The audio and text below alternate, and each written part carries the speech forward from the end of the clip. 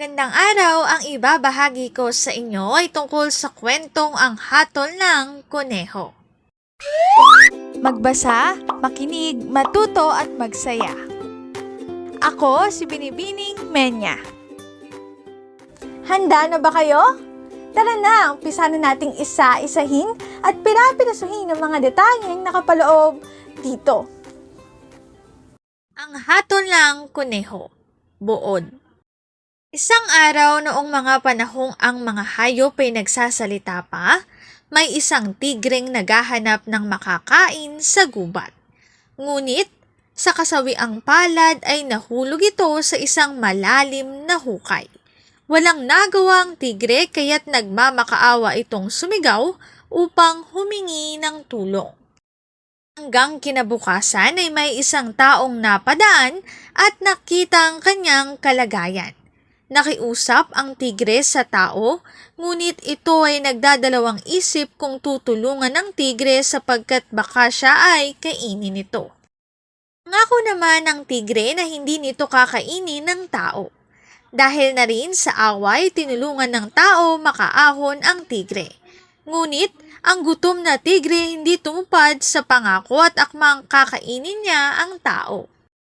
Nakiusap muna ang tao sa tigre na baka kung sakali ay humingi ng hatol sa puno kung siya ba ay dapat kainin ng tigre. Ipinaliwanag ng tao ang nangyari ngunit tila sang-ayon ng puno na siya ay kainin ng tigre sa kadahilanang ang mga tao ang may kasalanan sa pagkaubos ng mga puno. Muling humingi ng hatol ang tao sa napadaang baka, ngunit katulad ng hatol ng puno ay ganoon din ang hatol nito. Hanggang sa may isang mapadaang kuneho na lumulukso at ito naman ang hiningian ng hatol ng tao at tigre. Ang suwestyon ng kuneho ay muli nilang isalaysay ang nangyari sa pamamagitan ng pagpunta ng tigre sa hukay upang maibigay ang kanyang hatol. Muli nga nagpunta ang tigre sa hukay upang maibigay na ng kuneho ang hatol. Ang hatol ng kuneho ay magpatuloy na lamang ang tao sa paglalakbay at ang tigre ay dapat manatili na lamang sa hukay nang hindi na sila namomroblema. Muli ay nagpatuloy na sa paglukso ang matalinong kuneho.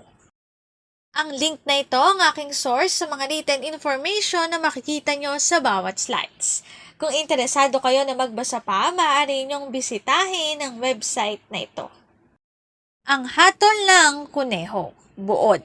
Dito na nagtatapos ang aking pagbabahagi. Sana ay marami kayong natutuhan. Muli, magbasa, makinig, matuto at magsaya. Ako si Binibining Menya. Paalam!